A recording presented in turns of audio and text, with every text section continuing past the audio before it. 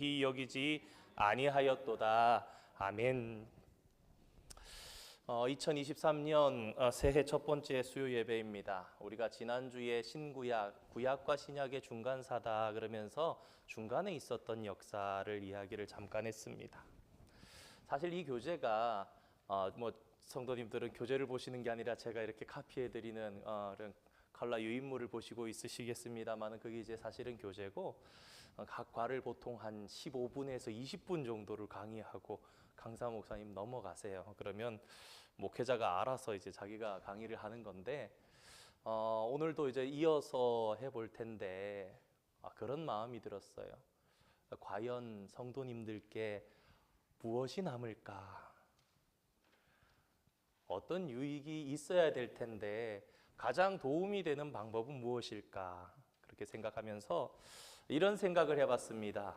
저와 여러분의 마음이 같이 마치 2인 삼각 경기를 할 때에 가운데 발을 이렇게 함께 묶으면 하나 둘 이러면서 가야 되듯이 제가 막 앞서가기만 하고 여러분들이 못 따라오시면 그것도 의미 없을 거고 여러분들이 막 앞서가시는데 제가 저 뒤에 있어도 그 경기도 의미가 없을 거라고 생각을 합니다. 대부분의 성도님들이 구약과 신약을 자연스럽게 넘어가십니다. 중간에 아무것도 없기 때문이기도 하고 실제로 구약 성경에서 신약 성경 사이로 넘어올 때 잠깐 그 이제 구간을 이렇게 갈라주는 몇 페이지 분량밖에 없기도 할 것입니다. 잠시만요. 그런데 사실은 그렇지 않다고 말씀을 드렸죠. 너무 교회 안에서 몇 차례에 걸쳐서 자연스럽게 그냥 구약을 다 읽었으니까 신약으로 넘어가는 것으로 그렇게 생각하기 때문에 그렇다는 말씀을 들었습니다. 그러다가 이런 그림을 하나 오늘 같이 보려고 그럽니다. 자, 잘 나오고 있네요. 자, 왼편에 보면 이게 구약이라는 땅덩어리가 보입니다. 그리고 오른편에 보면 신약이라는 땅이 보입니다. 근데 이 땅을 잘 보시면 땅이 이렇게 오다가 갑자기 푹 가라앉아서 이렇게 되어 있죠. 그리고 이 한 사람이 힘을 써서 삽을 가지고 흙을 여기로 사이를 메꾸고 있습니다. 여러분 이런 길이라고 할 수 있겠습니까? 작년에 몇 차례 우리 앞에 그 노스 디비전 스트리트를 바로 아파트 앞에를 여러 차례 뜯었어요. 몇 차례를 파이프를 갈았던 것 같습니다. 보니까 스탑 사인을 만들고 그날 통행을 아예 완전 전면 금지하더라고요. 왜냐하면 허리 깊이만큼 가슴 깊이만큼 파놓고 그 안에 파이프 작업을 했기 때문입니다. 물론 어떤 사람들은 지나갈 수도 있겠습니다만 모험심이 있거나 좀 용감하거나 넓이뛰기를 잘하거나 그런데 사실은 이 구약과 신약이라는 사이가 이렇게 구덩이처럼 파져 있어서 성경책만으로 볼 때에는 사실은 바로 넘어가기 힘든 부분이 있는데 우리는 그동안 사실 이 부분에 대해서 크게 고려하지 않고 구약 성경에서 신약 성경으로 바로 이어져서 보는 그런 일들을 해왔습니다. 근데 사실 이렇게 구약 성경 말라기에서 신약 성경 마태복음, 마가복음 이렇게 넘어가게 되면 이해가 안 되는 몇 가지가 있는데 지난주에 짚었던 것처럼 첫 번째로 유대인들은 왜 그렇게 다윗을 동경하는가? 이게 사실은 신구약 중간에 있던 역사 가운데 그 바탕이 있습니다. 다윗으로 오실 다윗에 대해서 생각합니다. 둘째로 유대인들이 겪은 이 신약과 구약 사이에 약 400년간의 시간은 어떤 시간이었나? 그것을 우리가 이해하지 못합니다. 여러분 한국 사람들 그런 얘기합니다. 한 많은 민족이라고. 그래서 영어로 한 그러면은 번역할 단어가 없어가지고 그냥 영어로도 한글 발음 나는 대로 한이라고 씁니다. 근데 이스라엘 백성들도 진짜 우리보다 더하면 더했지 결코 덜하지 않을 한 많은 민족이었어요. 근데 그 비참한 역사가 바로 이 신약과 구약 사이에 있는 시간 가운데 엄청나게 짓밟히는 역사 가운데 있었습니다.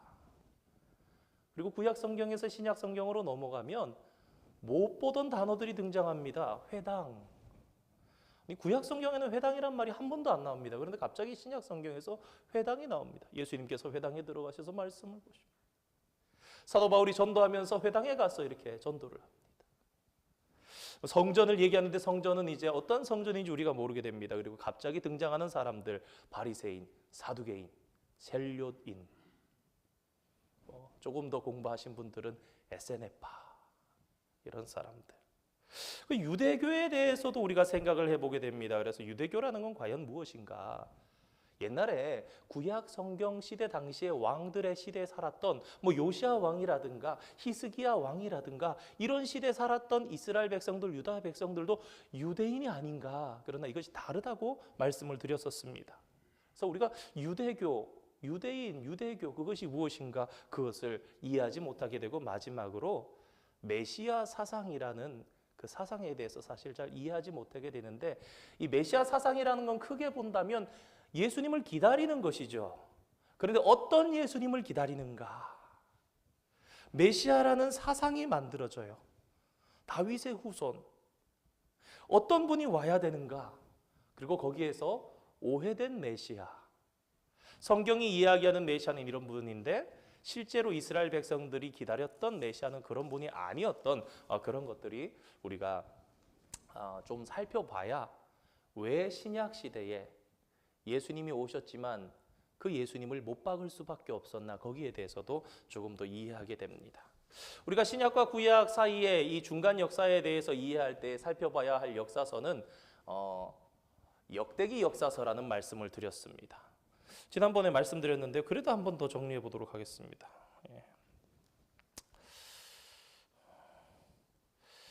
자, 신명기 역사서가 있고요. 역대기 역사서가 있습니다.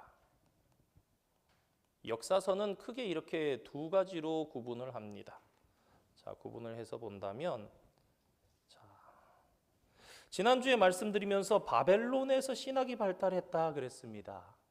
자, 신명기 역사서, 여호수아, 룻기, 사무엘 상하, 열왕기 상하 이런 성경책은 사실은 이스라엘에서 쓰였을 것 같지만 엄밀하게는 어디에서 기록되었는가? 바벨론에서 기록되었습니다. 그리고 역대기 역사서는 포로 후에 포로 귀환해 와서 학사 겸 제사장이었던 에스라를 중심으로 해서 그와 그 제자들이 집대성한 책이 역대상하, 그다음에 에스라, 느헤미야, 에스더 같은 책입니다.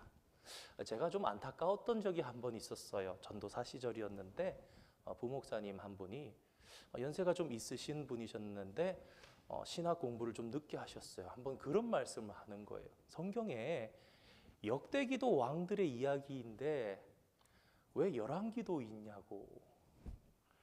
왜 같은 얘기를 두 번 써놨는지 도통 모르겠다. 그런 말씀을 하셨어요.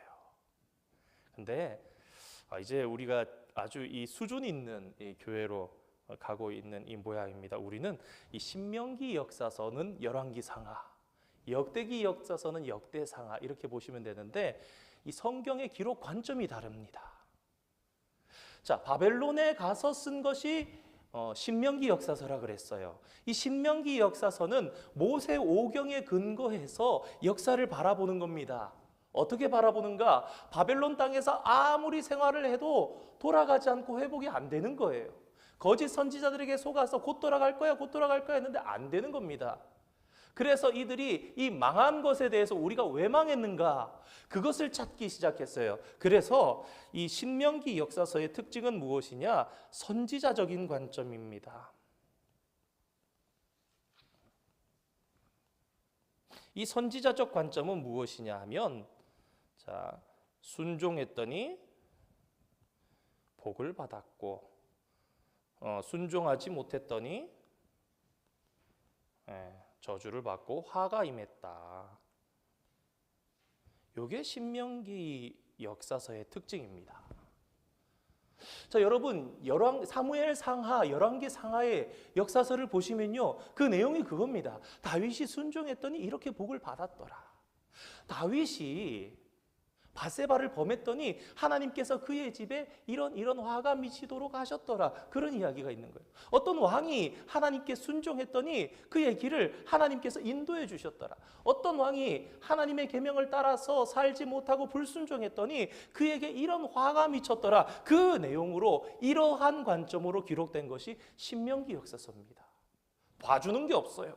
잘못하면 선지자가 딱 나타나서 얘기합니다. 왕이시여 이것이 잘못되었습니다. 그러면 무엇을 얘기합니까? 모세의 오경대로 살아야 합니다. 그런데 역대기 역사서의 이 핵심은 뭐냐면요, 회복입니다. 자, 회복.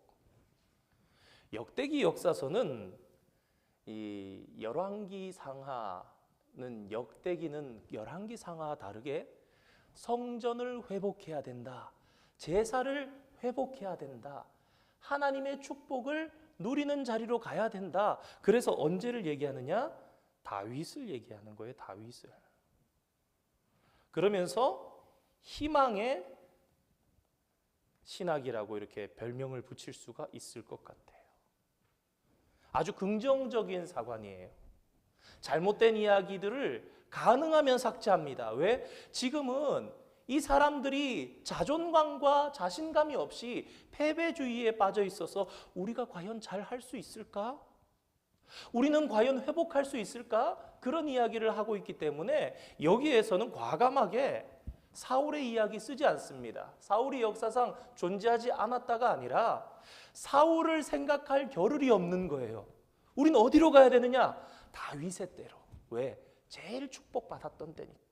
하나님께서 다윗의 때와 같이 회복시켜 주실 거니까. 왜? 다윗에게는 영원한 약속을, 영원한 언약을 베풀어 주셨으니까. 그의 나라는, 그의 왕국은 영원할 거니까. 그의 후손을 통해서 메시아가 올 것이니까. 여러분, 이러한 사상이 사실은 신구약 중간 시대를 지나가면서 점점 더 고대하고 대망하게 돼서 메시아에 대해서 다윗의 자손이여라고 얘기하는 그러한 것이 나타나게 됩니다. 그러니까 역대기의 성경은 역대상은 다윗에 대한 이야기만 나와요. 그 다음에 역대하는 뭐 절반까지는 안 되지만 솔로몬의 이야기가 3분의 1 정도. 그리고 나머지는 그 후대의 왕들이 가면서 어떻게 성전이 망가져 갔는가를 기록한 거예요. 그러니까 이 열왕기 상하 성경이 선지자적인 관점이라면 역대 상하 성경은 제사장적이에요. 제사장의 관점이다. 왜요? 여러분 잘 보세요. 다윗은요, 하나님의 성전을 만들기 위해서 열심으로 일평생을 살았던 사람이에요. 그래서 한마디로 요약한다면 다윗, 그는 하나님의 성전을 짓기 위해 이렇게 열심히 준비한 사람이다. 그리고 이제 역대기 하에 가면 어떻게 얘기하느냐? 솔로몬, 그는 다윗을 이뤄서 이렇게 하나님 앞에 정성을 다해서 성전을 건축하고 예배를 만든 사람이다. 그런데 그 뒤로 가면서 후대의 왕들이 이렇게 흘러가면서 성전 중심, 예배 중심이던 삶이 얼마나 허물어졌는가.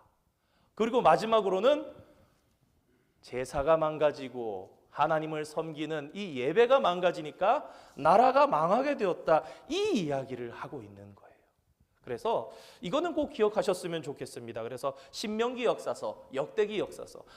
그래서 이 신명기 역사서는 화복 사상, 축복과 저주 사상, 이것이 극명하게 갈리는 성경이구나.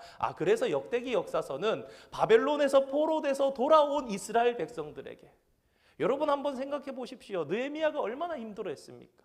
사람들 잡아와서 예루살렘에 살도록 하면 이상한 다른 여자들하고 결혼하고, 부패했던 사람들을 그 집에 살게 하고, 그 성에 방을 만들어주고, 그래서 나중에 보면 뭐 그 안에 있는 집기들 밖으로 집어던지고, 이 느헤미야가 막 혼을 내고 그러는 얘기들이 막 나옵니다. 답답해가지고 막 그러는 이야기들이 나옵니다. 자, 오늘 그래서 신구약 중간 이 부분 그림, 첫 번째 그림 보도록 하겠습니다. 지난주에 살펴봤었는데, 그래서 여러분 신구약 중간 시대에 이 사람이 누구인가? 여러분, 이 사람은 누구입니까? 중간 시대는 누구를 생각한다고요? 왜 그렇게 다윗에 집중하는가? 왜? 동경하니까. 여러분 신구약 중간 시대에 살았던 사람들은 희망이 하나예요. 언제 다윗 때처럼 회복될까? 자, 여러분 그 옆에 보이는 이것은 지혜와 영광, 그럴 뿐만 아니라 전쟁을 통해서 이 승리, 전쟁에 능한 그런 왕. 그러면서 제사장의 모자라고 그랬죠. 제사장, 그리고 찬양대. 그래서 신구약 이 중간 시대는 자, 스룹바벨의 성전입니다. 스룹바벨이 이제 돌아와서 건축했던 스룹바벨 성전을 중심으로 한 성전 공동체. 여러분 실제로 그렇습니다. 왕이 없었어요. 이스라엘 백성들이. 왕이 없이 살아가면서 성전 중심, 예배 중심, 제사 중심으로 살아갔던 그러한 이스라엘을 우리가 보게 됩니다. 그래서 다윗, 그 중심에 다윗이 있다. 뭐죠? 목표잖아요. 자, 그 다음에 두 번째 그림을 보겠습니다. 이것은 이제 신약과 구약 시대 사이에 어떠한 세대를 겪었는가 해서 여러분들이 이 그림에서 집중해서 볼 것은 아수르 시대, 바벨론 시대, 파사 즉 페르시아 시대, 그리고 밑에 내려오면 그리스 시대, 로마 시대 이렇게 되어 있습니다. 이게 뭐 유명한 이제 성경 통독 이래서 조병호 박사님 이렇게 목사님 하시면서 전하면서 가시는 게 이제 책의 내용이 그거죠. 성경과 5대 제국. 그러는 이제 유명한 책도 있습니다만 도서관에 있으니까 재밌어요. 그냥 이야기처럼 너무너무 재미있는 이야기인데 이걸 한번 정리를 의미 있게 좀 해보겠습니다. 그래도 아이고 제가 다 해놓고도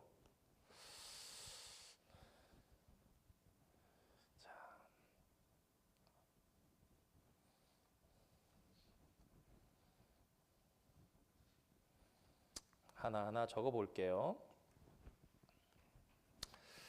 자, 제일 처음에 나왔던 거 아수르, 그 다음에 바벨론. 여러분들 그 뒷장을 쓰셔도 되니까 몇 글자 안 되더라도 한번 적어두시면 도움이 될 것 같습니다. 성경에는 바사라고 나오는데 페르시아죠. 페르시아. 자, 그 다음에 그리스라고 나오는데 우리가 좀 더 잘 알고 있는 것으로는 헬라. 그죠? 그리고 그 다음 역사가 어떻게 되나? 로마. 이때 이제 예수님의 시대죠. 신약 시대라고 하겠습니다.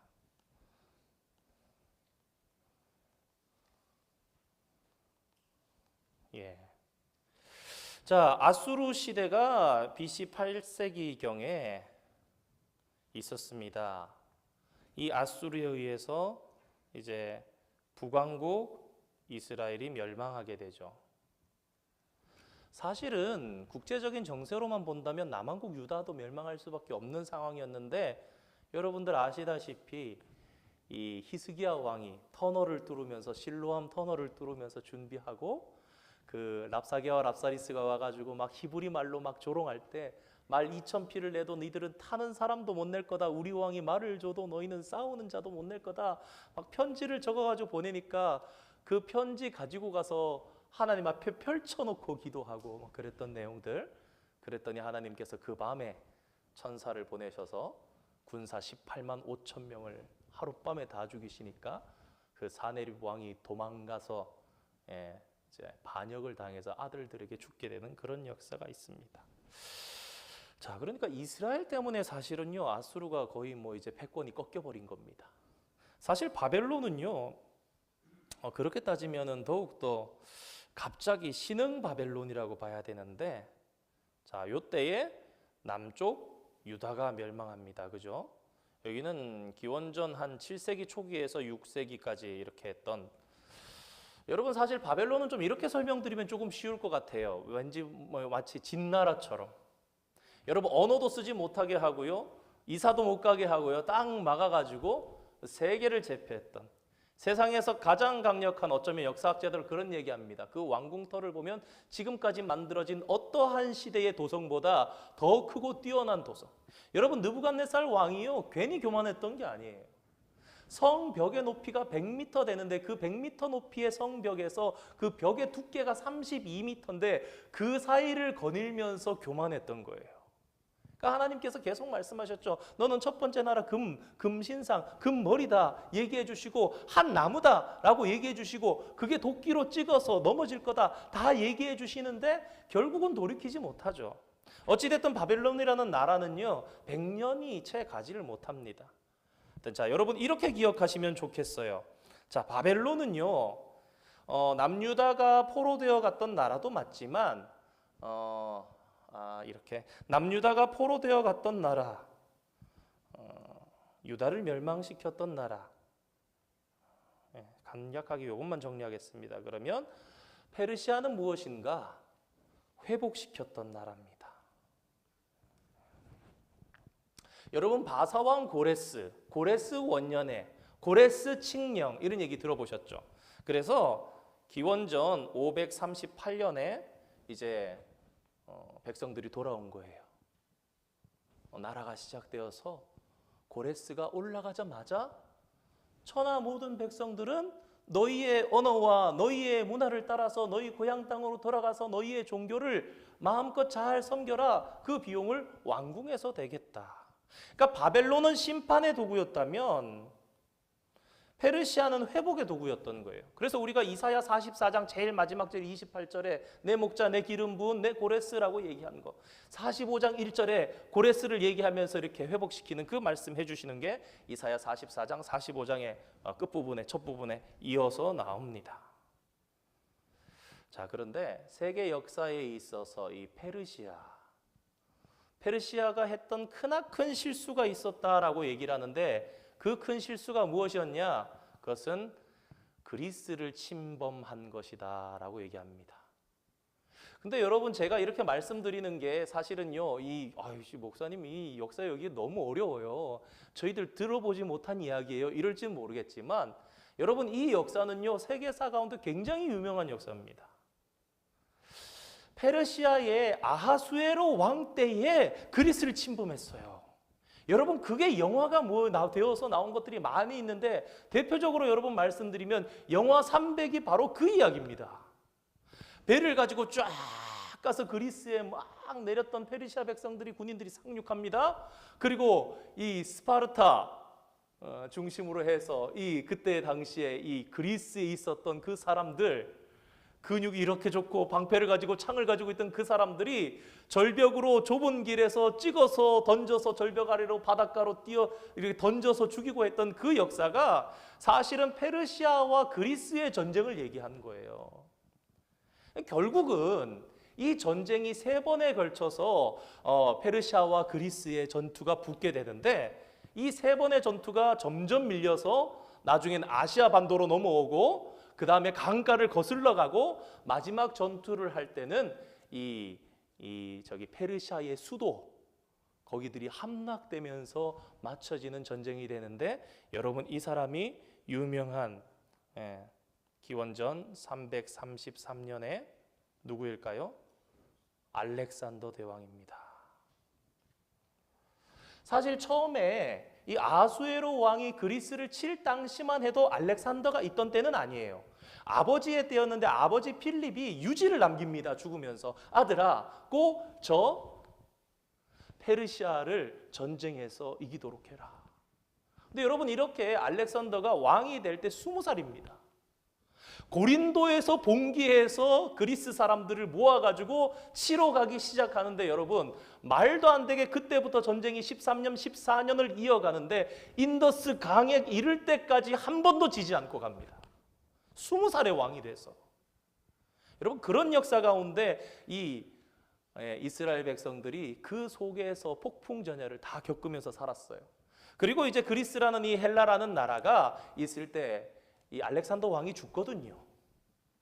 그리고 이 알렉산더 밑에 있던 7명의 장군이 있었는데 결국 자기들끼리 막 이렇게 정리가 되면서 4개의 장군이 왕이 되어서 동서남북의 왕을 가지게 되는데 남왕과 북왕이라는 나중에 사람들이 결국 싸우면서 그 사이에 이스라엘 백성들이 끼어 있으면서 전쟁터가 되고 불이 나고 여자들이 잡혀가고 죽고 이런 역사가 계속 이어져서 신약시대에 한두 번쯤 말씀드렸던 그래서 땅 밑에다가 재산을 묻는 그런 일들이 있었던 거예요.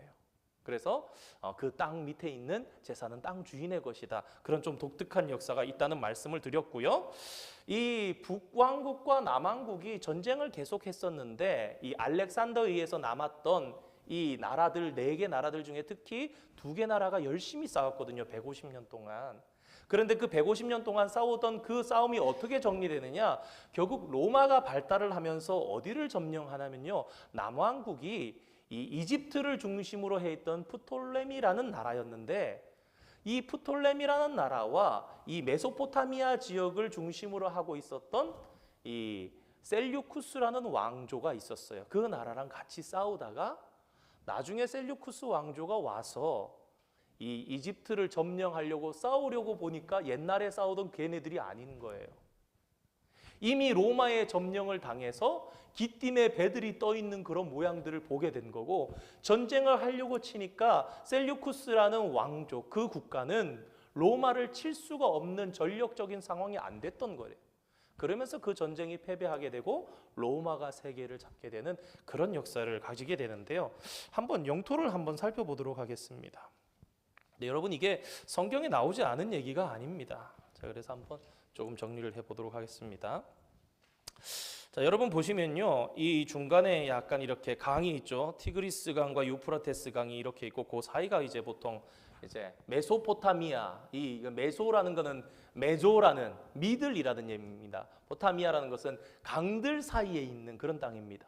그러니까 이 바벨론도 그렇고 아수르도 그렇고 이런 나라들이 늘 강, 이 4대 문명의 발달 중심지였던 그러니까 아시아를 중심으로 발달했던 나라는 아수르, 바벨론 이런 나라입니다.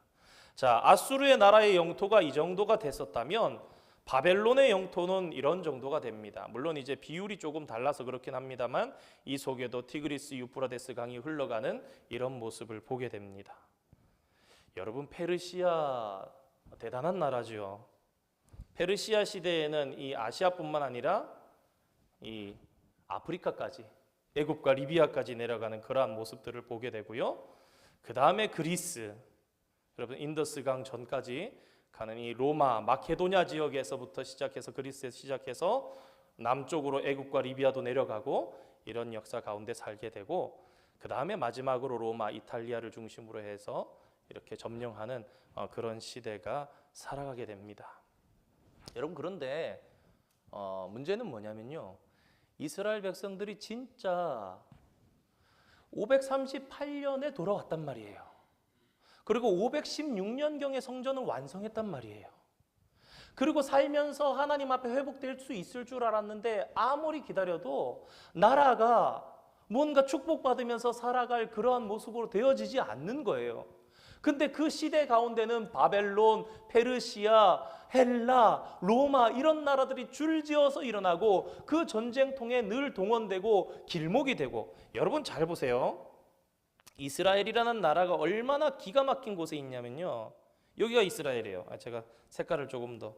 여기가 이스라엘입니다. 여러분 잘 보시면요. 여기가 유럽이에요. 여기가 아시아예요. 여기가 아프리카예요. 아프리카의 국가가 발달하면요. 아시아로 나가야 되면은 이스라엘 거쳐야 됩니다. 아시아의 국가들이 발달해서 나가면요. 아프리카 점령하려면요. 이스라엘 거쳐 나가야 됩니다. 유럽에서 내려오려면요. 결국 아프리카 거치려면 아시아 거치려면 이 중간 땅을 점령해야 되는데 이 3개 대륙이 모여 있는 간지에다가 하나님께서 가나안 땅 이스라엘을 딱 박아 놓으셨어요. 그 이유는 무엇입니까? 순종할 때 복받고 살아가지만 불순종할 때는 여러 하나님께서 연단의 도구들을 사용하시는 거예요. 아수르, 바벨론, 페르시아, 헬라, 로마 이런 것들을 통해서 연단하시면서 사용하시는 거예요. 그래서 볼 때 성경 가운데 기록은 없지만 신구약 중간 시대 가운데 이스라엘 백성들이 여러분 말라기 성경을 보세요. 그 말라기 성경이 사실은 구약에 이 스룹바벨 성전과 느헤미야 시대 성벽을 만들고 나서 불과 1, 20년도 채 안 된 그 시대의 이야기입니다. 그런데 거기 뭐라고 나옵니까? 내 백성이 나의 것을 도둑질하였다. 너희들이 가져오는 것이 눈먼 것, 저는 것, 병든 것이 있고 그래서 나는 제발 내 성전의 문을 닫아버렸으면 좋겠다라고 말씀하시는 하나님을 보게 됩니다. 아, 그만해. 그런 거 하려면 안 했으면 좋겠어. 네, 여러분 이런 이야기가 성경 가운데 과연 없는 것인가? 여러분 우리가 아수르나 바벨론에 대한 얘기는 잘 압니다. 그렇죠? 그리고 바사 페르시아 이야기까지 알아요. 근데 이 페르시아와 이제 헬라로 넘어가는 이야기, 헬라와 로마의 이야기가 과연 성경에 없느냐? 제가 사실은 그냥 넘어갈까 그러다가 결국은 다루는 것만큼 밖에는 우리가 알 수 없다라는 그런 생각이 들었습니다. 우리 성경 한 군데 볼게요. 다니엘서 8장입니다. 구약 성경 거의 끝부분에 다니엘서 8장. 구약 성경 1246면입니다. 1절에서 8절까지만 한번 보겠습니다. 우리가 성경에는 아수르가 어떻게 멸망했는지 나와 있습니다. 하나님께서 히스기야 때에 기도했더니 하나님께서 한 방에 쳐버려서 18만 5천 명이 다 죽었어요. 명맥을 잊지 못합니다. 바벨론 어떻게 치는지 그 이야기는 사실은 지난번에도 말씀드렸던 것처럼 이 고레스 왕과 다리오 왕이 연합해서 미디아라는 나라와 페르시아라는 나라가 같이 연합해서 들어오는데 강에서 이 말이 한 마리, 왕의 말이 한 마리 빠져 죽는 일이 있어서 속상해서 그 강을 쫄쫄 흐르는 시냇물 만들어 주겠다 그랬는데 그 강이 결국 바벨론 성의 주위를 둘러싸고 있던 물길인 해자의 물을 다 마르게 만들어서 상하수도로 올라가서 하루 만에 점령되는 그런 놀라운 역사가 있었습니다. 그런데 그렇다면 페르시아와 헬라, 그리스 어떻게 천하가 바뀌었는가? 그리고 그 헬라 알렉산더 이후에 로마의 그런 일들이 어떻게 바뀌었는가? 성경 가운데 사실은요 다니엘을 통해서 다 예언해 놓으셨습니다. 얼마나 명확하고 정확하게 해놨는지 한번 확인해 보기를 원합니다. 우리 다니엘 8장 1246면인데요. 한 절씩 교독으로 함께 천천히 보기를 원합니다. 제가 1절 읽겠습니다. 나 다니엘에게 처음에 나타난 환상 후 벨사살 왕 제3년에 다시 한 환상이 나타나니라.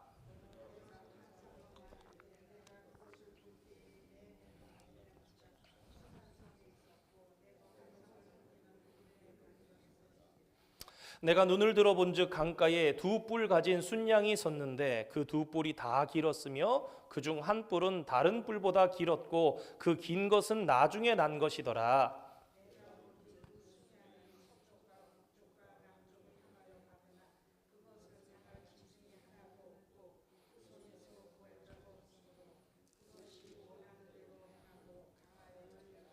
내가 생각할 때에 한 순념소가 서쪽에서부터 와서 온 지면에 두루 다니되 땅에 닿지 아니하며 그 염소의 두 눈 사이에는 현저한 뿔이 있더라.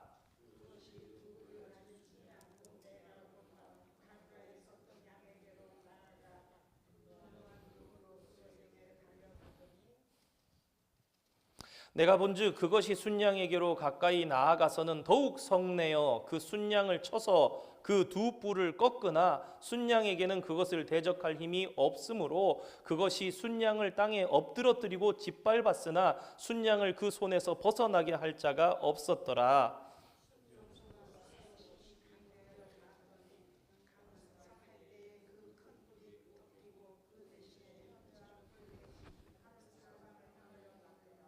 예, 알겠습니다. 여기까지만 하겠습니다. 자, 여러분 이게 이렇게 하면은 좀 기억에 남으실 거예요. 자, 여기가 양이에요. 자, 염소를 먼저 그려야 되는군요. 자, 순양, 순염소. 순양입니다. 순염소. 을레강변에서 환상을 본 겁니다. 역사 이야기예요. 자, 제가 그림을 잘 못 그립니다. 좀 빨리도 그려야 되겠고 양이라고 합시다. 중요한 특징만 그리면 됩니다. 자, 뿔이 두 개가 있죠. 자, 됐습니다. 그렇죠? 자, 그 다음에 염소예요. 마주보고 그리겠습니다. 자, 순염소라 치고 뿔이 하나가 엄청 크죠. 두 눈 사이에. 자, 그리는 이유는 여러분들 기억에 남았으면 좋겠어서 그린 겁니다. 특징이 무엇인가? 자, 이 먼저 난 뿔이 짧아요. 나중에 난 뿔이 길어요. 그리고 두 눈 사이에 엄청나게 현저하게 그랬어요. 현저하게 긴. 자, 이게 무엇인가? 자, 여러분 이 해석까지 달아주셨거든요. 세 절만 우리가 읽어보겠습니다. 다니엘 8장 20절, 21절, 22절 한번 읽어보겠습니다. 시작. 내가 본 바 두 뿔 가진 순양은 곧 메대와 바사 왕들이요 털이 많은 순념소는 곧 헬라 왕이요 그의 두 눈 사이에 있는 큰 뿔은 곧 그 첫째 왕이요 이 뿔이 꺾이고 그 대신에 네 뿔이 났은즉 그 나라 가운데에서 네 나라가 일어나되 그의 권세만 못하리라. 자, 여러분 해석이 다 끝났습니다. 자, 먼저 난 거 뭐예요? 메데라는 나라입니다. 미디아라는, 영어로는 미디아라 그러는데 메데, 원래 더 오래된 나라고 있던 나라인데 여러분 결국은 메데가 잊혀지고 그냥 바사, 페르시아로 되죠. 여러분 나중에 난 긴 뿔이 이 페르시아의 왕들을 얘기하는 거예요. 이 바사 성경에는. 자, 여러분 그러니까 얘는 누구예요? 메데와 바사예요. 메데와 바사인데 짧은 뿔이 메데, 긴 뿔이 바사. 처음에 난 뿔은 얼마 가지 못하다가 이제 역사가 끝난 거예요. 메데 바사. 그러니까 다리오 왕과 고레스 왕이 연합해서 들어온 거예요. 두 나라가. 그래서 왕이 처음에는 메데라는 나라가 왕을 하다가 나중에는 바사 페르시아라는 나라로 쭉 가게 되는 거예요. 그런데 누가 와서 공격한다고요? 순념소가 와서 짓밟는데 끽소리도 못하고 엎드러져 가지고는 딱 보는데 다니엘이 환상을 보는데 아무도 구원해 줄 자가 없는 거예요. 근데 이게 뭐라고요? 헬라. 그죠? 첫째 왕이라 그랬어요. 첫째 왕. 누구예요? 알렉산더. 자, 그런데 무슨 얘기를 합니까? 이 뿔이 꺾였대요. 그리고 나서 세로 뿔이 돋아났다 그러죠. 사방으로. 여러분 그냥 간단하게 그리겠습니다. 동서남북으로 그려야 되니까. 자, 동서남북으로 그리겠습니다. 동서남북으로 그렸는데 이 뿔은 처음에 난 것만 하지 못한 거예요. 동쪽 나라, 서쪽 나라, 남쪽 나라, 북쪽 나라 그래서 여러분 기억하실 필요는 없습니다만 리시마커스, 키산더, 셀류쿠스, 프톨레미 이 네 나라가 되는데 여러분들이 기억하셔야 할 것은 그리스 중심으로 뭐 다른 데를 중심으로 할 거 다 필요 없고 고전적으로 우리가 알고 있는 이제 아수르, 바벨론, 페르시아가 있었던 메소포타미아 중심의 셀류쿠스라는 나라 그게 북이에요. 남쪽에 이집트를 중심으로 했던 프톨레미 왕족. 결국 이 프톨레미 왕족은 나중에 가면서 로마랑 연합해서 클레오파트라가 나오고 이제 안토니우스랑 나오고 이런 이제 이야기들이 사실은 펼쳐지게 됩니다. 여러분 그래서 이 네 개의 나라 원래 7명의 장군이었는데 정리가 되어서 이렇게 네 개의 나라가 되었고요.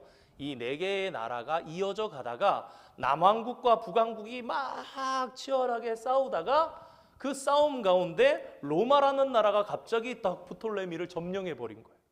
그래서 셀류쿠스라는 나라는 와가지고 싸우려고 딱 보니까 원래 싸우던 걔가 없는 거예요. 여러분 이것도 성경에 있습니다. 우리 찾아봅시다. 다니엘 11장.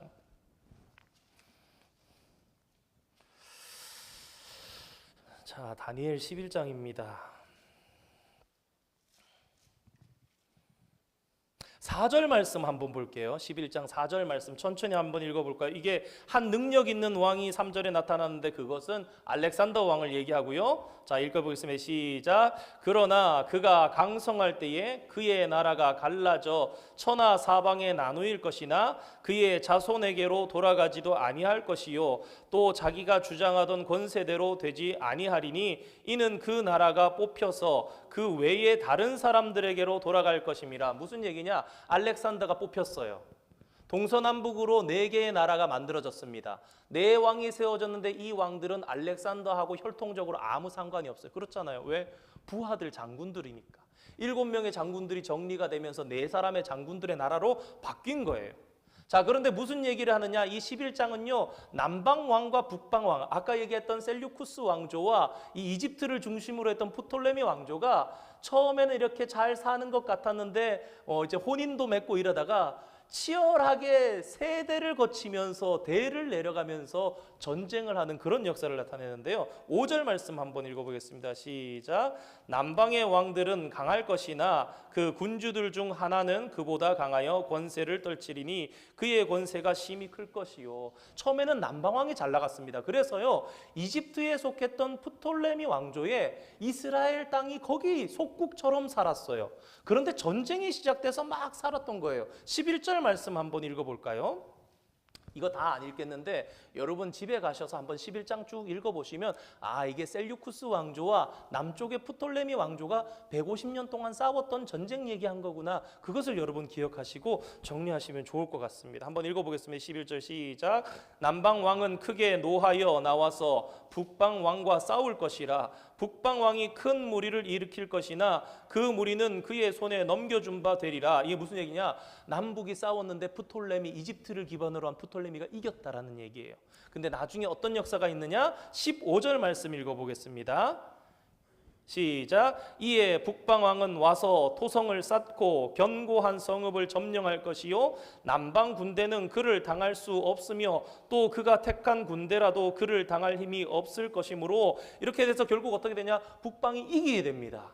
그래서 나중에 이 후기에는 셀류쿠스 왕조에 이렇게 편승되어 있는 속국처럼 이스라엘이 살게 되는데 이때에 약 150년 동안 너무너무 힘들고 어려운 삶을 살게 된 거예요. 왜냐하면 전쟁, 물자, 여자, 곡식, 군사 이런 걸 다 길에 가면서 이스라엘에서 충당하는 겁니다. 그렇게 싸우고 있었는데 어느 날 북방왕이 이제 다시 한번 전세를 가다듬어서 남방을 치려고 딱 프톨레미로 온 거예요. 이집트 땅으로 온 거예요. 그때 왔는데 자 29절 30절 말씀 한번 읽어볼까요?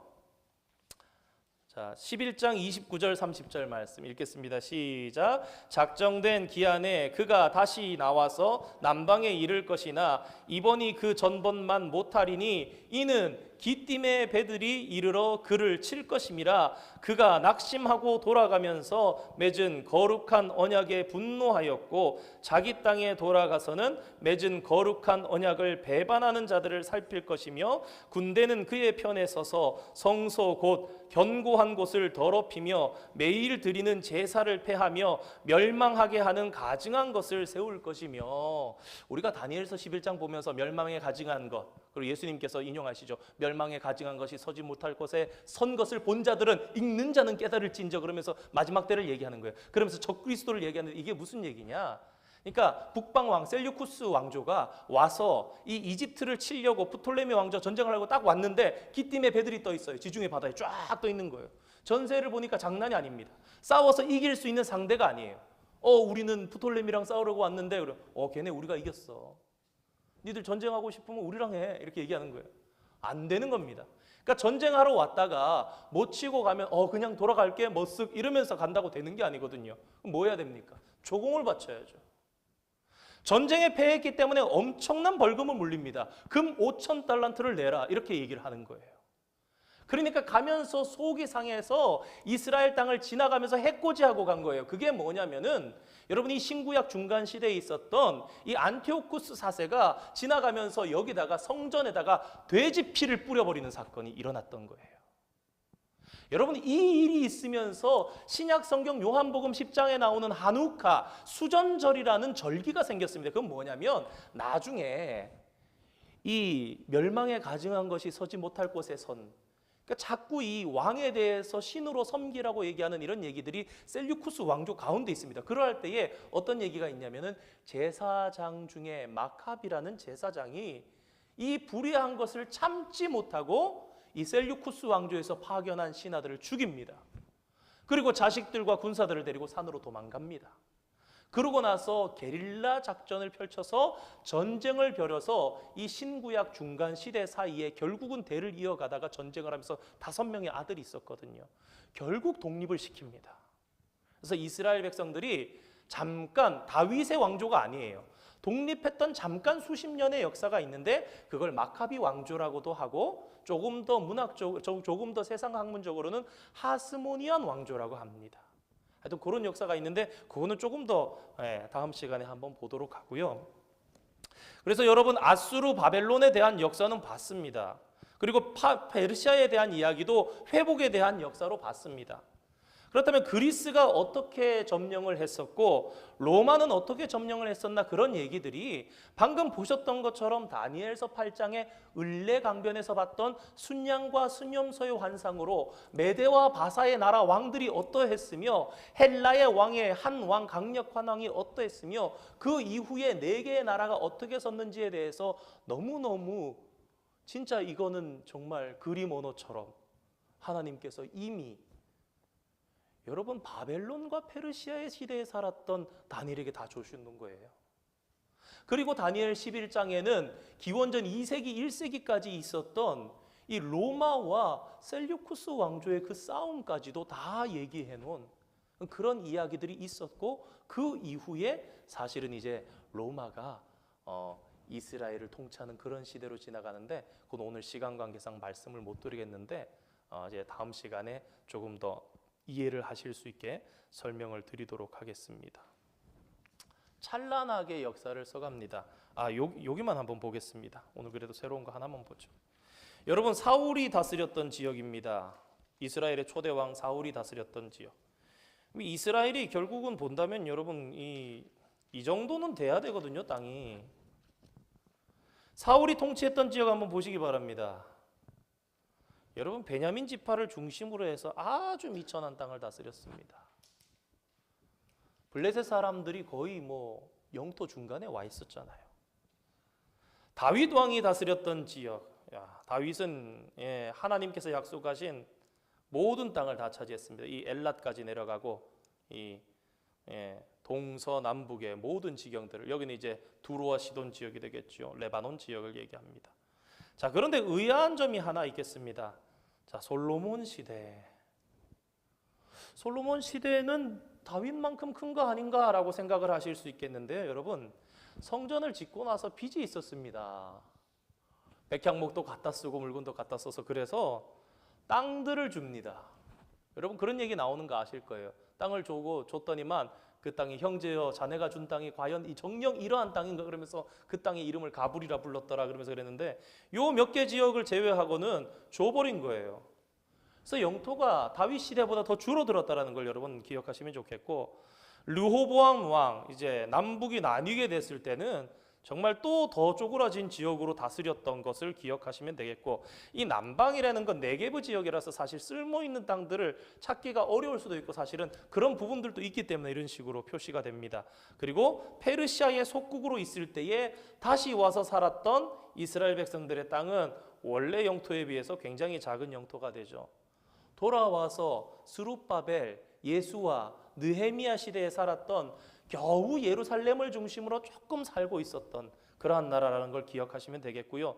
왜 이스라엘 백성들이 또 그렇지만 마카비 왕조, 마카베오라고도 하는데 이 왕조 때에 대해서 다윗의 때를 회복을 꿈꿨던 그 이유 중에 하나가 이 마카비 왕조, 하스모니아 왕조 시절에 정말 정치가 꽃피면서 다윗 시대에 했던 그 거의 모든 지경들을 회복했던 시대도 있었습니다.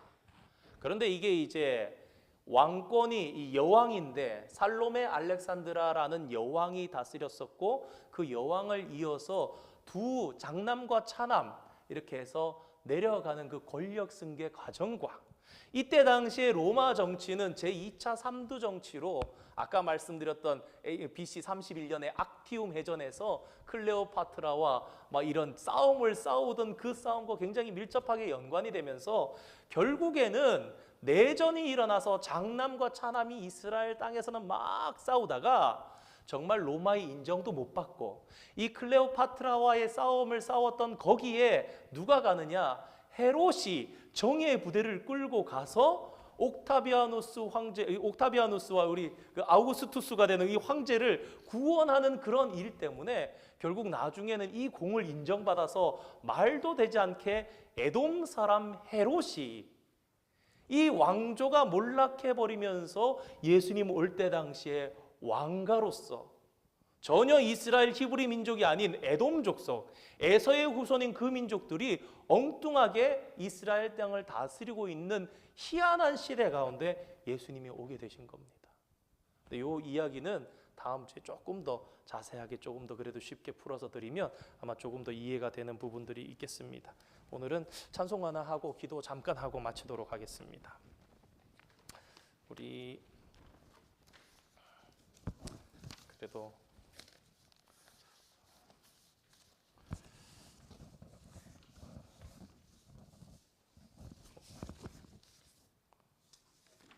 주를 향한 나의 사랑을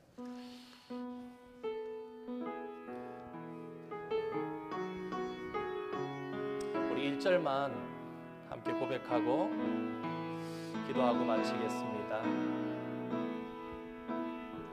주를 향한 나의 사랑을 주께 고백하게 하소서.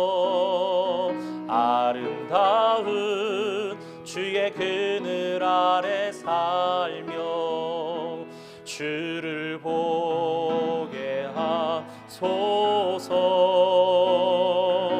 주님의 말씀 선포될 때에 땅과 하늘 진동하리니 나의 사랑 고백하리라. 나의 구주 나의 주님의 말씀 선포될 때에 주님의 말씀 선포될 때에 땅과 하늘 진동하리니 나의 사랑 고백하리라. 나의 구주 나의 친구. 하나님께서는 우리 모두를 다스리시고 지금도 역사를 써가시는 하나님이십니다. 이 모든 복잡한 역사 속에서 하나님께서 주관하셨고 정말 그 속에 하나님의 지혜는 실로 오묘한 것이며 그러한 시대 가운데 예수 그리스도를 허락하신 그리고 그분을 통해 구원을 이루신 그분의 역사는 정말 그 구원의 경륜과 비밀은 정말로 비밀스러운 것이고 정말 우리들이 정말 깨달으면 깨달을수록 오묘할 수밖에 없는 것들입니다. 우리의 범사에 하나님을 인정하는 저와 여러분 되었으면 좋겠습니다. 이 시간 잠시 몇 가지로 기도하실 때에 새해 주님 앞에 바른 영적 결심이 서게 하여 주시옵소서. 하나님을 오해하지 않고 바르게 알게 하여 주시옵소서. 그리고 우리 함께 기도하는 것처럼 우리 또 준비하고 있는 당회와 예결산 그리고 공동의회 또 새로운 일꾼을 세우는 일들 그리고 다가오는 또 신년 말씀 부흥에 하나님께서 간섭해 주시사 이를 통해서 우리를 인도해 주시고 정말 강가로 사막 같으나 강가로 그러한 정말 물이 많은 곳으로 우리의 잎사귀가 정말 마르지 않고 다시 돋아나게 하시는 그러한 역사 가운데로 우리를 인도해 주시기를 소망하면서 잠시 기도하겠습니다. 거룩하신 아버지 하나님, 주님의 은혜와 사랑을 감사드립니다. 주님의 오묘하신 역사 속에서 저희들을 오늘도 어떻게 인도하시는지 주님 발견하며 깨닫는 저희들 되기를 원합니다.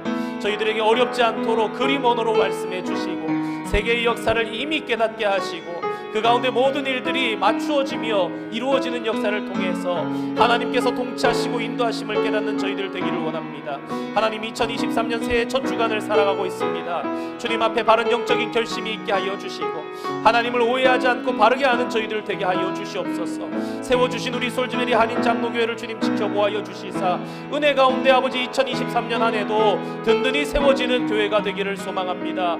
세상을 바라보거나 아버지 하나님이시여 다른 마음을 품는 것이 아니라 오직 성령 안에서 하나 되며 주의 열심을 아버지 하나님이시여 주를 향한 사모함으로 나아가는 저희들 되게 하여 주시고 아버지 하나님이시여 주주마다 있는 행사들과 아버지 하나님 중요한 아버지 우리의 모임 가운데 공동의회 가운데 세워질 일꾼 위에 아버지 하나님이시여 말씀 신년 부흥회 위에 하나님 간섭하여 주시사 역사해 주시고 준비해 주신 하나님의 은혜가 부어지는 귀한 시간 되게 주님 축복하여 주시옵소서. 주님 새 일을 이루리라 새 일을 창조하리라 말씀하신 주님의 말씀이 이루어지는 시간들 되게 하여 주시고 아버지 우리의 기대가 아니라 하나님께서 선하심으로 이루심으로 이끄심으로 정말 주님의 인도하심대로 우리들의 심령밭에 우리들의 생활 속에 우리의 삶의 아버지 반경 속에 주님의 역사가 나타나는 놀라운 시간들 되게 주님 축복하여 주시고 역사하여 주시옵소서. 감사드리며 예수님의 이름으로 기도드립니다. 아멘. 하늘에 계신 우리 아버지, 아버지의 이름을 거룩하게 하시며 아버지의 나라가 오게 하시며 아버지의 뜻이 하늘에서와 같이 땅에서도 이루어지게 하소서.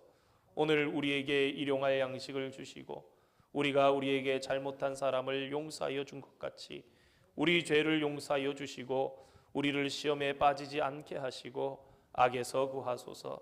나라와 권능과 영광이 영원히 아버지의 것입니다. 아멘.